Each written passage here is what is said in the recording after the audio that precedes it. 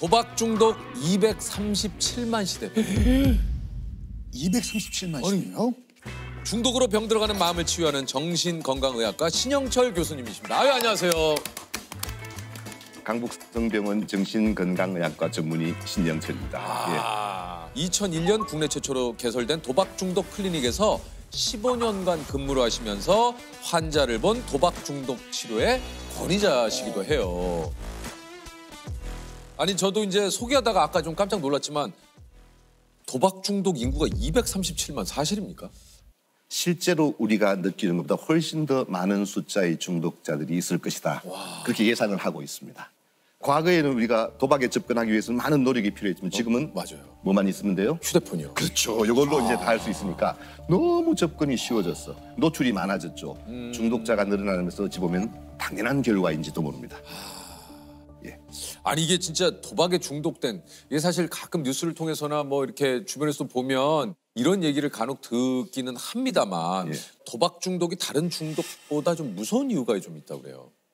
우리가 중독이라고 하면 이제 물질 중독이 떠오르죠. 그렇죠. 술, 맞아요. 마약. 예. 그렇죠. 근데 이제 행위 중독이라고 해서 예. 어떤 행동도 물질 중독과 똑같이 뇌에서 중독 현상이 발생한다. 그게 이제 도박 중독, 쇼핑 중독, 게임 중독 이런 것들이죠. 맞아요. 아니, 이게 저 도박 중독에 왜 걸릴까? 뭐 이렇게 또 생각을 하시는 분이 있을 수도 있는데 일반적으로 생각하기에는 뭐 돈 때문이 아닐까라는 생각이 좀 들거든요. 당연히 도박은 돈 따기 위해서 하는 거죠. 그렇죠. 그렇게 생각하기 쉽지만 사실 전혀 그렇지 않습니다. 아, 그래요? 그렇습니까? 도박은 어찌 보면 돈과 무관하다. 약간 과장되게 제가 말씀드리면 네네네. 예를 들면 술을 마시는데 일주일 뒤에 술이 취한다. 마시겠어요? 아니죠. 지금 취하니까 말이죠. 그렇지. 술을 마시면 지금 기분이 뿅 가야 돼. 예. 근데 일주일 뒤에 취한다. 마시지 않습니다. 경마장을 가서 배팅을 했는데 말들이 막 달리고 들어오죠. 말들이 경마장 밖을 나가서 석 달 뒤에 들어온대. 배팅할래요? 아, 그건 못 기다리죠. 그렇죠. 예. 중독이라는 것은 뇌가 즉각적인 보상이 주어질 때 중독이 되는 거예요. 중독성이 강한 도박이 뭐냐? 빨리 승부가 나는 거예요. 맞아요. 회전이 빠른. 너무 잘하시네. 저도 모르게 회전이 굉장히 빠른. 중독이라는 것은 뭐 돈의 문제다. 그런 것들이 아니라는 뜻입니다. 이게 도박 중독이 이제 도파민의 영향이라고 하는데 도파민 이거 좀 많이 듣거든요, 도파민. 그렇죠. 도대체 이게 도파민이 뭡니까, 이게? 인간의 뇌는 수백억 개의 신경세포로 구성되어 있죠. 네네. 이게 각자 역할을 하기 위해서는 세포 간의 상호 연결이 있어야 됩니다. 이때 필요한 물질이 바로 신경 전달 물질이라는 거죠. 신경 전달 물질. 우리 세로토닌 이런 얘기 한동안 좀 예, 들어보셨죠? 맞아요. 마음을 좀 평화롭게 만들어주고 항상성을 유지하는 물질이에요. 맞아요. 세로토닌. 근데 예. 이제 최근에 우리 도파민 이야기를 많이 하는데 도파민 중독 뭐 이런 얘기. 그렇죠. 뇌에는 아주 원시적인 뇌가 있는데 여기서 도파민이 분비되게 되는데 이 도파민은 쾌락, 보상 회로에 작동하는 것입니다. 보상 중추를 통해서 전두엽으로 전달이 되면 기분이 좋아지는 거죠. 우리가 어떤 행동을 하면 기분이 좋아지죠. 네. 그러면 그 행동을 반복하게 되겠죠. 반복하게 되죠. 그렇죠. 이게 너무 지나치면 중독 현상. 중독이 되는. 우리가 중독이 무서운 이유는 큰 자극을 맛을 보면 작은 자극에는 뇌가 반응을 하지 않습니다. 그렇죠. 이게 가장 무서운 겁니다. 제가 아는 분 가운데 한 분이 일주일 만에 5억을 딴 분이 있습니다. 일주일 만에 5억이요.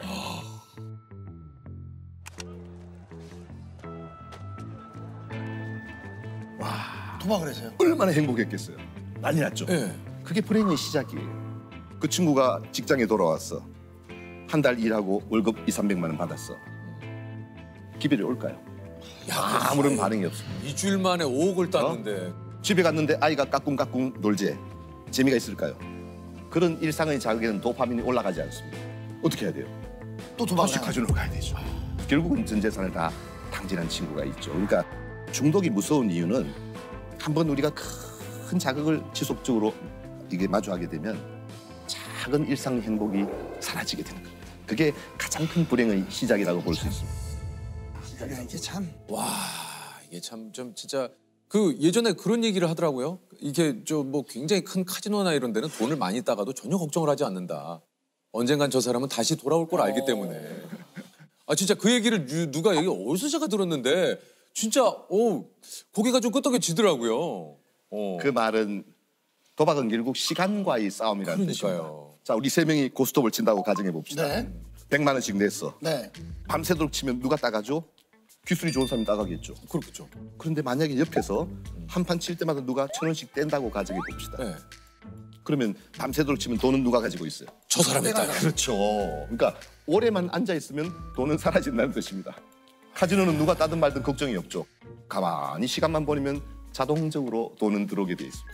카지노에 그래서 시계가 없대잖아요. 맞아요. 저도 그 얘기 들어요. 창문도 없고. 창문도 없고. 우리나라는 있습니다. 있습니다. 우리나라는 있습니까? 네. 어. 자, 그러면 왜 돈을 잃는다는 걸 아는데 못 빠져나올까요? 왜 그럴까요?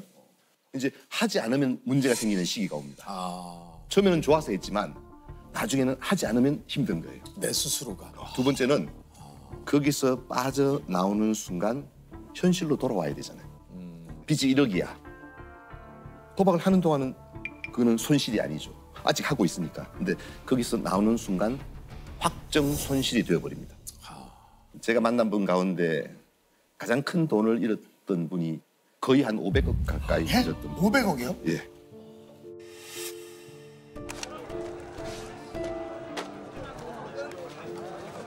왜 500억이 있는데 도박을 했을까? 신기하죠. 정말 대단한 분이셨죠. 열심히 살아서 중소기업을 잘 이룬 상까지 많이 받은 그런 분인데 어느 날 은퇴하고 난 뒤에 카지노에 중독돼요. 그리고 돈을 다 잃었는데 제가 만나서 이렇게 뵈니까 평생 한 번도 도박을 해보신 적이 없대요. 가만히 얘기를 들어보니까 이분이 평생 일을 도박처럼 했구나. 저는 볼 때 모든 열정과 에너지를 정말 일에 쏟아, 쉽게 말하면 일 중독이죠. 이게 은퇴하고 나니까 이 에너지와 열정이 갈 곳이 없잖아요. 어느 날 딱 그걸 접하는 순간 중독에 빠져버린 거예요. 중독이라는 것은 결국은 방향성의 문제라는 뜻입니다.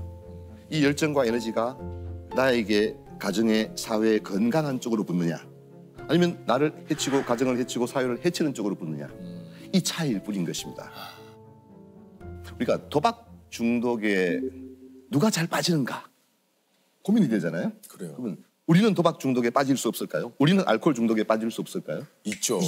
있어요. 네. 중독에 누가 빠지는가 물어보는데 누구든지 중독에 맞아요. 빠질 수 있습니다. 근데 그 가운데 특별히 중독에 잘 빠지는 성향을 가진 사람들이 좀 더 있긴 합니다. 그래요. 어떤 성향의 사람들이 좀 도박 중독에 잘 빠지는? 이제 크게 두 가지로 보는데 첫 번째는 자극 추구형이다 이렇게 이야기하는데요.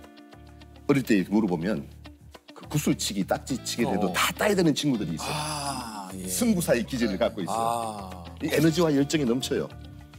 당구 쳤지 물어보면 300이래. 뭐 물어볼 것도 없어.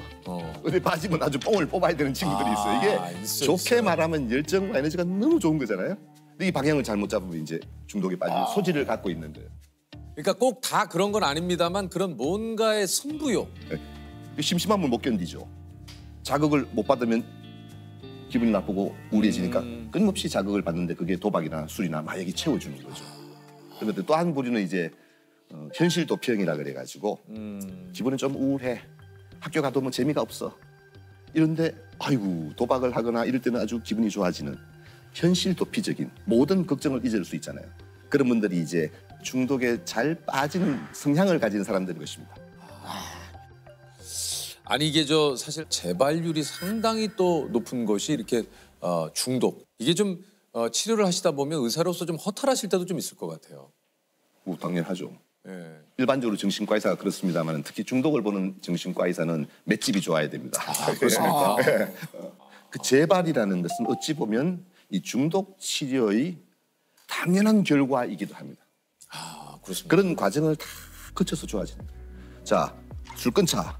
그리고 평생 갔다. 물론 그런 분도 있습니다. 그러나 대부분은 가다가 떨어지고 가다가 또 좌절하고 가다가 실수하고 이 과정을 거쳐서 좋은 결과에 도달하게 되죠.